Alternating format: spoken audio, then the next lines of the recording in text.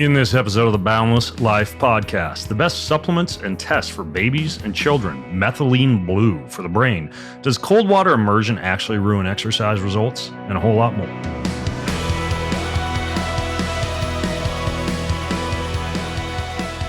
On these solosode episodes, as I affectionately call them, I answer some of your questions and also get into some sexy new research and information from the field of human science.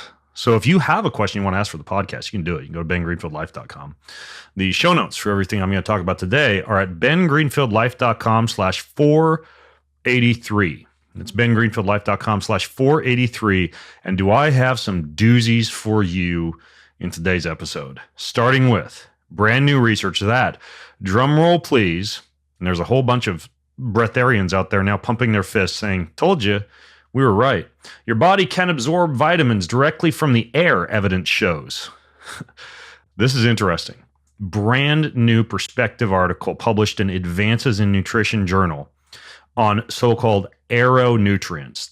Those are different than gastronutrients, which are absorbed by your gut. So when we think of nutrients, we do think of things that we obtain from our diet, from the food that we chew, that we eat. But when you dig into the scientific literature, there's strong evidence that we can actually absorb nutrients from air, meaning iodine, zinc, manganese, and several other vitamins can be absorbed through the lungs, which makes sense if you think about it. You and I breathe in about 9,000 liters of air a day, 483 million liters of air in a lifetime. Hopefully not much of that is through a vape pen. Unlike eating, you don't really stop breathing. So you get exposed to very small concentrations of a whole bunch of different components in air over time. And to date, much of the research on the effects of air has been centered on the deleterious effects of pollution on your body and focuses on filtering out what is bad.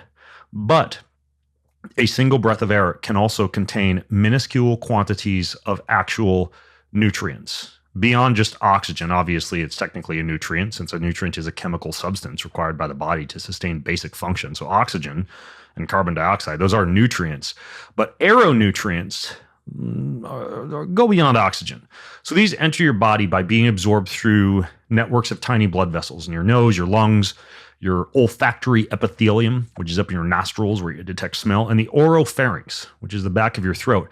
Your lungs can actually, this is surprising, they can absorb far larger molecules than your gut can, 260 times larger to be exact. You know, this is why when people inhale cocaine or cannabis or nicotine or anesthetics like laughing gas, right, that enters the body within seconds and are effective at much lower concentrations than would be needed if they were consumed orally. Now, the gut has to break down nutrients down into their smallest parts using enzymes and acids, and then those enter the bloodstream and they're metabolized and detoxified by the liver. So the gut takes up starches and sugars and amino acids from protein, but there are certain things that the gut doesn't do so great of a job of at soaking up. So most of these studies that have been done on this are pretty obvious when it comes to how quickly things can manifest in the bloodstream and in the urine when you breathe them in urine. Research from the 60s found laundry workers exposed to iodine in the air had much higher levels of iodine in their blood and in their urine. Researchers in Ireland studied school children living near seaweed-rich coastal areas where atmospheric iodine gas levels are much higher. Those kids had, surprises, much more iodine in their urine, and they were less likely to be iodine deficient. Right? This is interesting. If you live near the ocean and you have thyroid issues, some of those might be alleviated by breathing in iodine through the air. I'm not saying there's research on that, but it's interesting. Manganese and zinc can enter the brain through the neurons that smell in the nose. Manganese is an essential nutrient. Too much of it can harm the brain, like a welder gets harmful levels of manganese buildup because they're breathing in that air. But the cilia, the little hair-like structures in your olfactory and respiratory system, those do have special receptors that can bind to not just iodine and magazines. You can't absorb magazines. Don't try it. Won't work. Nutrients like choline, vitamin C, calcium, manganese, magnesium, iron, and even amino acids. Aerosolized vitamin B12 has been used in medical settings to treat vitamin B12 deficiencies, for example. Now, there's still a lot of unknowns here, right? There's very little research about how you can, say, adjust certain blood values or achieve better health through the use of aeronutrients.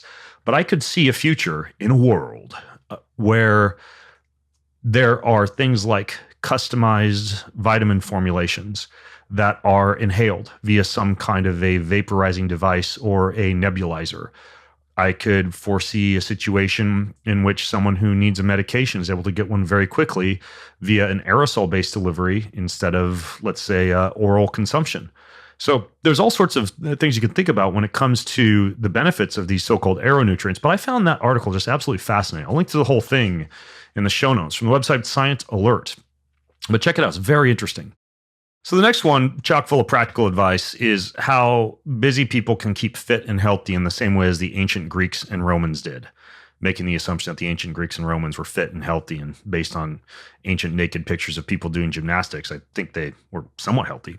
So take the physician Galen, who lived around 129 AD, and he treated thousands of patients in Rome. He used to complain that people didn't devote enough time to keeping fit. And he wrote about, for example, in his treatise Hygiene, which you can still find and read. It's super interesting. It's a classic. Of course, it's been around since 129 AD. Anything of that length is a classic. A philosopher called Primigenes was such a workaholic he stayed inside all the time writing books, Galen describes in Hygiene. Because of that, Galen says he got sick. And he said that Primigenes needed to work less and devote more time to getting exercise and some sun. And of course, many of us can relate to this. We've got a lot of work. We don't have time to exercise. We don't have a walking treadmill or a pull-up bar in the door of our office and a kettlebell on the floor like I advise people to do. So we just don't make it to the gym. We don't move during a day of work.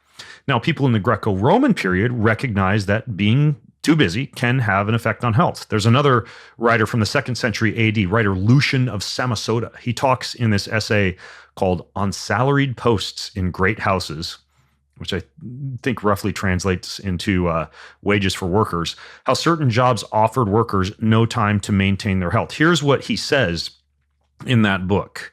I'm not even going to make a rough attempt at a Latin accent. He says, the sleeplessness, the sweating, and the weariness gradually undermine you, giving rise to consumption, pneumonia, indigestion, or that noble complaint, the gout. I love how they describe diseases as the gout, the heart disease, the cancer, the indigestion. I think it makes it sound much more serious and intimidating. You stick it out, however, and you often ought to be in bed, but this is not permitted. They think illness a pretext and a way of shirking your duties. No sick time off for those people. The general consequences are that you are always pale and look as if you are going to die any minute.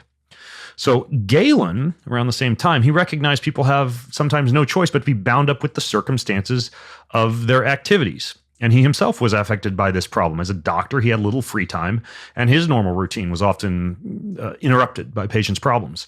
So Galen describes in Hygiene how he himself in his 20s started adhering to a daily health routine. Around the age of 28, he would eat one full meal each evening. So he adopted an OMAD diet to improve productivity and also limit the amount of face stuffing that he was engaged in. He engaged in wrestling. He mentions dislocating his shoulder while wrestling at the gym at the age of 35. So he ate one meal a day. He moved his body frequently throughout the day. And there are other examples of people who learned from Galen and went on and took this to the next level. So, for example, Galen recommended that all people should play ball games involving running and throwing to keep fit. He thought those were a good option because they exercised the whole body and didn't require much money or equipment, right? So, tennis, pickleball, hitting a tennis ball against the side of the garage, etc. But for his overweight patients, he would recommend a routine of fast running, right? Brief, high-intensity interval training via sprinting, and a slimming diet comprised of one meal a day. One wealthy Athenian citizen described in this article who lived in the 5th century BC used to keep fit by exercising on his daily commute. So when he had to go into the city, he would run or he would walk. He'd do the same thing when he was visiting his farm. I do the same thing, like I mentioned in episode 482, when I travel, right? If I don't have time to go to the gym because I've got so many other things to do, including picking up groceries, I will run/walk to Whole Foods doing burpees and pull-ups from park apparatus along the way, running into playgrounds full of 6-year-olds and making them somewhat concerned by doing pull-ups on the monkey bars. I'll get to Whole Foods, I'll load up the grocery bags or my backpack, and I'll ruck or farmer's walk back to my Airbnb or hotel or condo. So using commuting as a way to stay fit, of course, would fall into this category as well.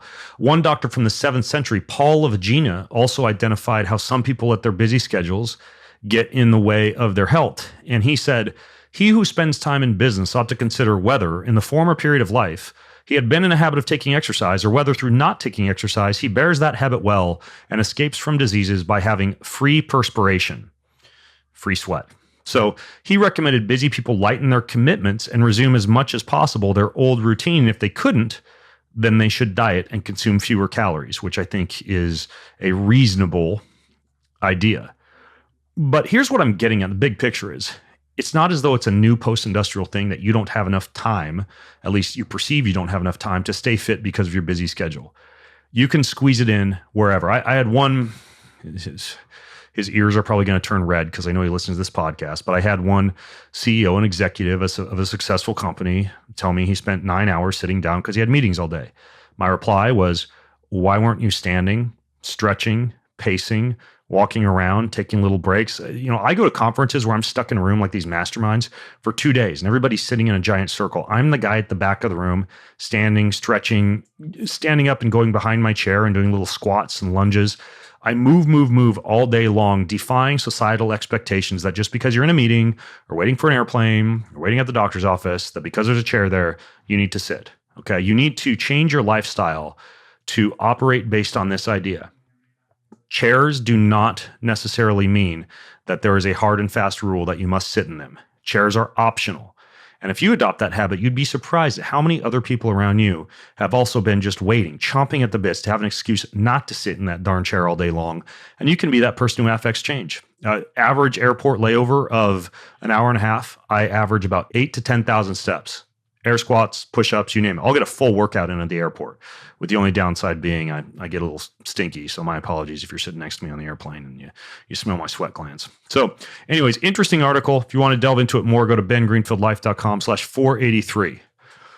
Next up, and the last thing I want to mention before we get into this week's listener Q&A, cold plunging post-workout. Cold plunging post-workout. Is it good or is it bad? Does it blunt fitness gains? Well, this has actually been looked into more recently in a 2024 paper in the European Journal of Sports Science. The title of this paper was Throwing Cold Water on Muscle Growth. It was a systematic review with the meta-analysis on the effects of post-exercise cold water immersion and whether or not that would blunt your ability to be able to build muscle after a workout. So this paper systematically reviewed the literature and did a meta-analysis, a study of studies on the existing data of good studies that exist on post-exercise cold water immersion, also known as CWI, on people who did cold water immersion after they did resistance training, after they hit the gym. So every study did not look at these sexy cryotherapy chambers out of Star Wars. Instead, just basic cold water immersion, right? Cold bath, cold soak, etc. This is the first known systematic review that has existed to actually examine thoroughly the effects of cold water immersion on resistance training induced skeletal muscle hypertrophy. So I will tell you what they found. In a nutshell, their findings were consistent with the data from isolated studies, reporting that cold water immersion blunts the anabolic response to resistance training. You will not build muscle as fast due to blunting of what's called ribosome biogenesis, mitochondrial biogenesis, and suppressed satellite cell activity, which are all the things that help with skeletal muscle hypertrophy if you're doing cold soaks after you work out. But there are important details. First, when you actually look at these studies, they were using, most of them, 15 to 20 minutes. The shortest study was 10 minutes of cold water immersion. The temperatures ranged, but all of them were 50 degrees Fahrenheit or less, 10 degrees Celsius or less. Now, that's a long enough time, 10 to 20 minutes in cold, to get sufficiently cold. To put this into perspective for you, especially if I have a day where I'll be out and about, needing to get dressed, go out, meet people, I don't want to be sweating and still warm post-workout, or I do a workout later on in the day and I don't want to be warm going to bed. I do a 30 to 60 second cold shower at the gym. I jump in my cold tub for 20 seconds to a maximum of 2 minutes. I don't get anywhere close to that 10 to 20 minute length that they've actually found to be deleterious in the actual studies that have actually, and this will be a drinking game every time I say actual or actually, look into the effects of cold water immersion. So that's the first thing. You have to be in cold water for a really long period of time. It's not all black and white baby talk. Okay, so if people say, hey, is cold water after a workout bad for you and you aren't going to build muscle quite as quickly?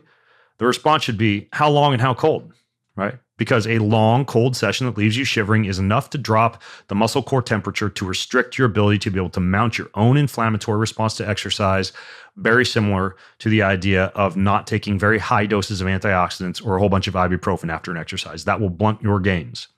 It is kind of funny. I was listening to a podcast discussion between a couple of exercise scientists, and one, he's actually a pretty respected scientist in the sector, and I was shocked that he said this. He said, don't have fruits and vegetables after you work out because they will blunt your body's ability to be able to mount its own anti-inflammatory response. And I covered this thoroughly several podcast episodes ago, but all of the studies that show antioxidants, such as you would find in fruits and vegetables, to be able to blunt the inflammatory response to exercise are using megadoses of synthetic vitamin C and synthetic vitamin E. A handful of blueberries, an apple, or a kale, beet, and goat cheese salad after workout comes nowhere near to the amounts that you would have to eat pounds and pounds of blueberries. And your kale salad would be so big you'd have to put it in a blender and turn it into a smoothie to even be able to go through it all effectively. Okay, so the dose is important. This is not all baby talk, black and white. I also thought it was interesting how the authors of the paper talked about some of the mechanisms of action via which cold water immersion of sufficient length could blunt hypertrophy. So they said one hypothesis is that it does reduce the inflammatory response, and that is true. But there are some other mechanisms of action that they proposed in addition to cold exposure blunting inflammatory markers. Inflammatory markers would be like interleukin-6 or tumor necrosis factor or some of these reactive oxygen species that build up post-exercise. So, for example, another mechanism of action that they propose that I think is reasonable is that cold water immersion negatively affects anabolism via reductions in post-exercise blood flow to the musculature, because of the vasoconstrictive effect of cold, right? Less blood to the muscles when you get them sufficiently cold. Another proposed mechanism of action is reduced nutrient delivery to muscles because of the blunting of nutrient delivery and blunting of blood flow, in addition to the vasoconstriction that occurs with post-workout cold water immersion. I think it's multifactorial. I think it is the drop in metabolic rate, drop in blood flow, vasoconstriction, and blunting of inflammatory markers. And all four of those can cause a long cold soak that gets you very cold and shivering. Shivering is the sign that you've gotten cold enough, really. I don't know anybody who could sit for, let's say, 20 minutes at 50 degrees. And 50 degrees is not that cold, but it adds up over time. 20 minutes at 50 degrees, you're going to be shivering afterwards. You're not going to be shivering I jump for 30 to 60 seconds into 33 degrees, and that's fine post-workout. We're talking about a long, cold soak that you really want to be careful with. And then you should also be aware that nearly every study consisted primarily of, drumroll please, no surprises here, young men. Only one of the 8 studies they looked into involved any female participants. No studies involved adolescents or older adults. So we can't even necessarily take this and apply it to every population, because there are influences like genetic implications, muscle sensitivity, hormonal factors. All of those have an effect. So we still need studies regardless on like a little kid versus a woman versus an older individual versus a young, virile, trained man. So more research is necessary, but I get asked this question so often. Oh, the other thing to bear in mind is that not a lot of these studies have been done on endurance, right? And it's possible that, think about it this way, if cold water immersion blunts muscle soreness, which we know that it does, it limits muscle soreness, it limits delayed onset muscle soreness. If that allows you to train harder the next day or throughout the next week, et cetera, then you could make a case that the pros outweigh the cons. Right? Or maybe you just enjoy it and you feel good the rest of the day after you do it, and you're not lifting weights to put on as much muscle as possible. You're lifting weights to feel good, and the cold water makes you feel even better after you work out. Then proceed. So anyways, I'll link to the full paper in the show notes, but I just wanted to really highlight the fact that there's a lot more to the equation than just don't get in cold water after you work out. All right, let's move on into some listener Q&A. Philip asks, what supplements do you recommend for children, and at what age would you recommend they take them? For example, we have a baby who's almost 1 year old. We've been giving him Green Pastures cod liver oil. I think that's a good bet, and I'll explain why momentarily. I am curious your thoughts on what else would be good. Well, there is actual research on nutrition for young children and for babies. For example, there was one systematic review of 12 trials published since the year 2000 with children between 2 and 6 years old across Germany, Ethiopia, India, Norway, Indonesia, Greece, South Africa, the US, even Guinea-Bissau. And these nutritional interventions range in duration from 3 to 10 months and looked into supplementation for kids. Now, what they found was there are certain things that can actually improve listening comprehension, vocabulary scores, working memory, and accuracy and speed of performance on processing tasks in children, with the things that leap out the most being B vitamins, iron in those children who have iron deficiency anemia or who are not getting enough iron in their diet, such as a vegan or vegetarian child, and DHA, omega-3 fatty acids, right? So we could make a case right off the bat for fish oil and a good B vitamin complex, and possibly also iron supplementation depending on a child's needs. And this is where testing comes into the equation. I'll explain that shortly. Iodized salt seemed to offer a little bit of benefit, meaning like the iodine you get from table salt, even though I'm a bigger fan of things like seaweed, nori, kelp, dulse, even the seaweed-based seasonings that you can squeeze into a kid's diet for getting adequate iodine levels and thyroid support. So that was one study. What else has been looked into? Dietary supplements also include for ADHD. One that has been studied for children is fish oil consumption, specifically for reducing symptoms of ADHD in children. Higher omega-3 fatty acid intake and fish oil consumption seems to be beneficial. For children, exclusively breastfed infants seem to benefit from 400 IU per day of vitamin D, 600 IU of vitamin D daily for toddlers and older children. Vitamin D over and over again seems like a pretty good idea for kids, unless they're formula fed, because a lot of formulas are fortified with vitamin D and you don't want excess vitamin D. With my sons, I simply gave them a lot of fermented foods, full fat yogurt, grass-fed butter, a lot of these things that, and organ meats, right? So they had really bioavailable levels of vitamin A, vitamin D, vitamin E, and vitamin K. So I went more of the whole foods route. Fish oil, I already mentioned. And then iron and iodine, in some cases, have also been backed up in other research. So what else in addition to vitamin D, iron, and omega-3 fatty acids? Probiotics have been studied. There's research on microbiome health in children, and you can make a case that in children who have gut issues, digestive issues, colic, diarrhea, eczema, that specific strains, namely Lactobacillus rhamnosus and Bifidobacterium infantis, would be a good idea for kids. There's one company that I like called Seed. They have a pediatric probiotic that's fantastic. It's a powder. Kids like the taste. You can mix it into yogurt. That'd be a great one to look at. Vitamin K has been looked at, but primarily for preventing bleeding disorders in newborns. I think a newborn who's getting mom's breast milk or a formula that has good amounts of fat-soluble vitamins in it doesn't need hefty amounts of vitamin K in isolation, but that's another one. Vitamin B12, I mentioned that earlier, especially for kids on a vegan or vegetarian diet, essential for nervous system development.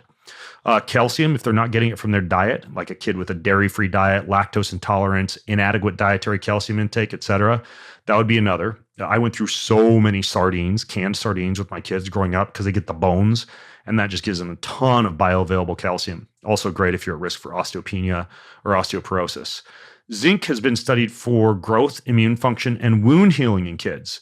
So small amounts of zinc from a kids-based multivitamin you could also make a case for.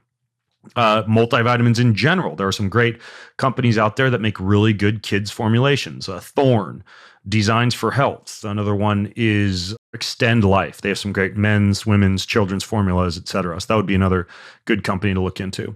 So you said, Philip, that your baby was on cod liver oil, which is going to give you the DHA that I talked about. But in summary, the other things to look into, and you should test first, I'll get into that shortly.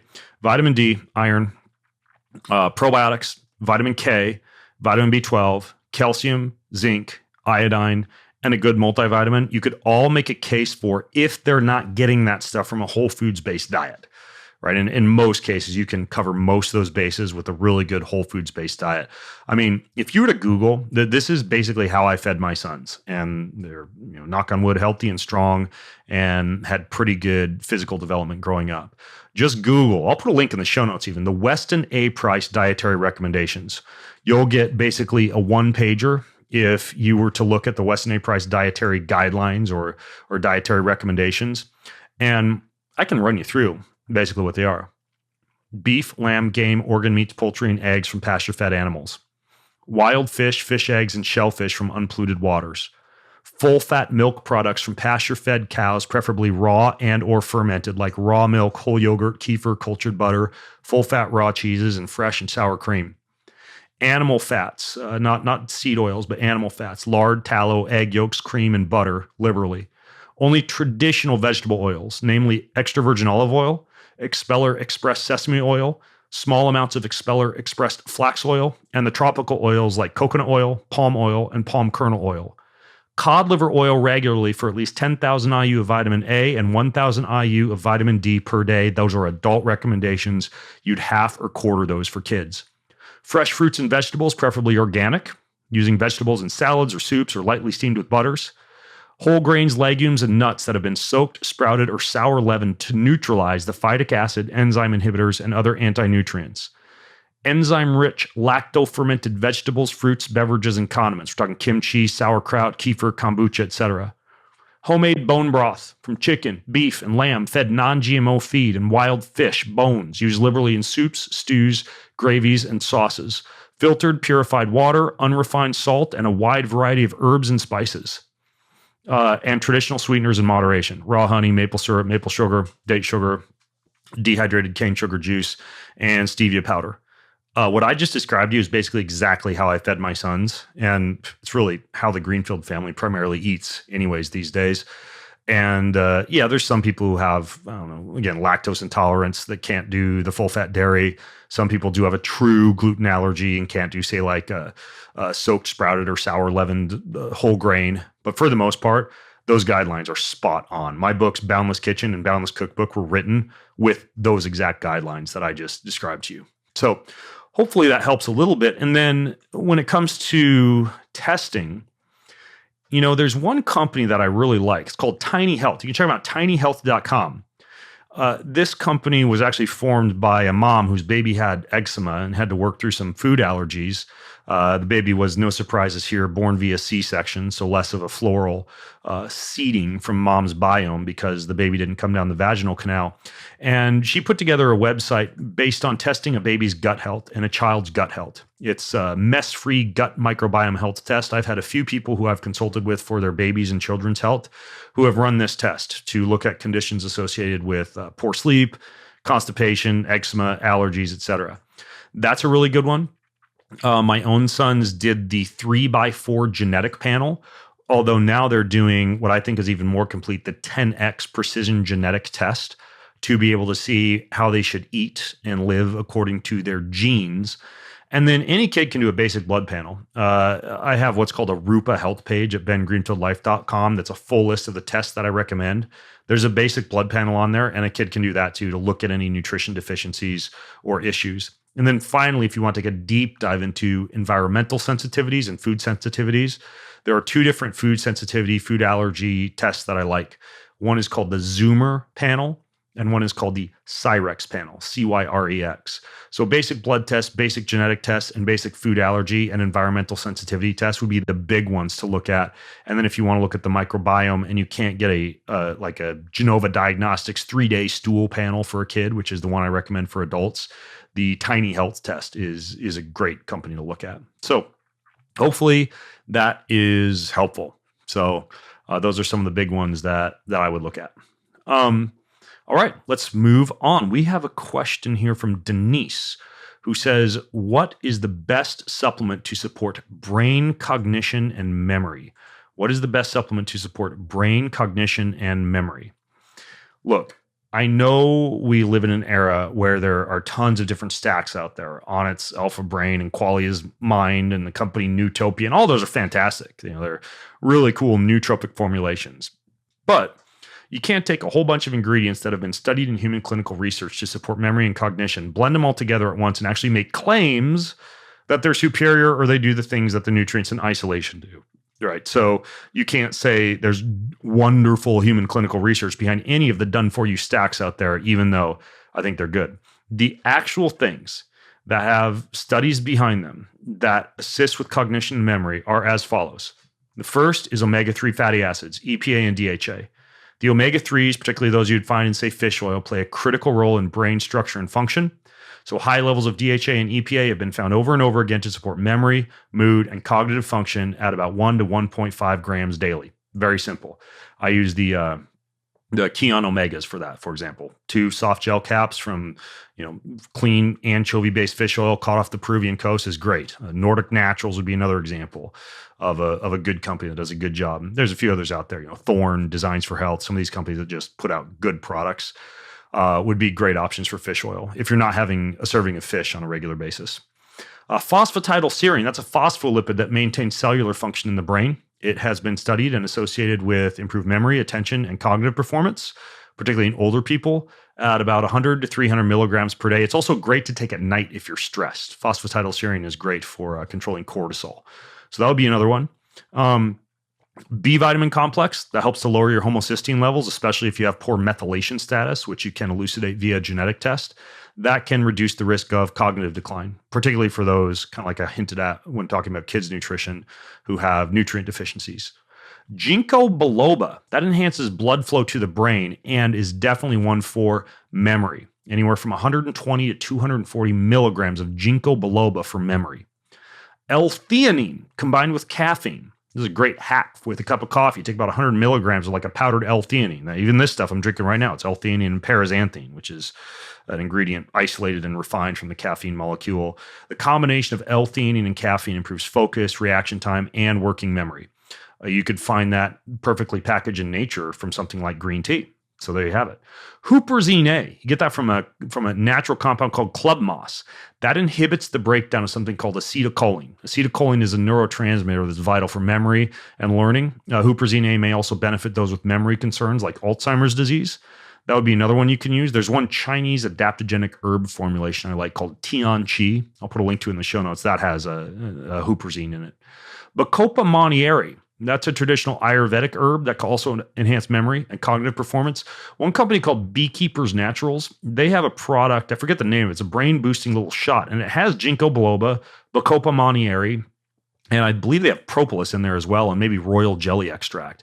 That's a great example of something that specifically would be really good for memory. And then finally, we have lion's mane mushroom, which has great potential for stimulating nerve growth factor, brain repair, and neurogenesis. Right. So if you just want to stick to the stuff that's been studied and researched, I got one more for you. It's kind of a sexy extra addition to the table. Fish oil, phosphatidylserine, B vitamin complex, ginkgo biloba, L-theanine combined with caffeine, huperzine A, Bacopa monnieri, and lion's mane mushrooms. Those would be the big ones that have really good data behind them in terms of human clinical research on supporting cognitive function and memory. However, there's one more that you may have heard of. It's called methylene blue. Methylene blue is a very promising and safe intervention for the treatment of acute and chronic conditions characterized by oxidative stress, neurodegeneration, and memory deficits in the brain. I personally take about 400 milligrams of methylene blue 3 to 4 times per week. I use a little dropper bottle. I like that it doesn't dye my mouth. I just put it right at the back of my throat or dissolve it in water. The one I use right now is made by a company called BioBlue, which also just introduced fast-action capsules of methylene blue. But methylene blue is interesting. It has been studied. I'll link to a really great paper called The Neurometabolic Mechanisms for Memory Enhancement and Neuroprotection of Methylene Blue. That was actually published in 2011. So this knowledge has been around for quite some time. But it goes into the memory enhancing and neuroprotective mechanisms of action of methylene blue. So at low dosages, not very, very high dosages, because it is what's called a selective serotonin reuptake inhibitor. You don't want to mess around with super high doses of methylene blue. But it has been shown to be beneficial as an electron cycler in the mitochondrial electron transport chain, enhancing cellular respiration and antioxidant properties, leading to improved nervous system function. It's been shown to assist with memory consolidation and cognitive enhancement. It's been shown to be effective as a neuroprotective agent due to its ability to modulate free radical production and reactive oxygen species and oxidative stress. It is something that nearly everyone I have recommended to try it notices results right away, especially when combined with red light therapy, red light bed, infrared sauna, sunlight exposure, a red light panel. That's like the turkey and cranberry of brain and mitochondrial enhancement, in my opinion. So I'm a huge fan of throwing methylene blue into the equation. I don't overdo it because it is antibacterial, it's antiviral.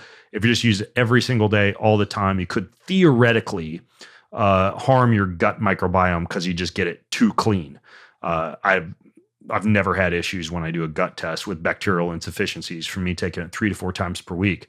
But methylene blue is definitely one of those things that I would put way up there as something that has been studied for brain cognition and memory, that has systemic effects on the rest of the body and the mitochondria for everything from energy to immune system enhancement, again, to memory, cognition. So big fan of methylene blue. So I would definitely throw that one in there as well. So, and you'll notice this piece of gum in my mouth is not dyed blue. Didn't do methylene blue today, but huge fan of it again, 3 to 4 times per week. So great questions from Philip, and also from, who asked the question about memory? It was Denise. Great question, Denise. So that's going to wrap up episode 483. I will put links to everything I talked about, the Weston A price dietary recommendations, the cool articles about aeronutrients and how the ancient Greeks and Romans stayed fit and healthy, cold plunging after a workout.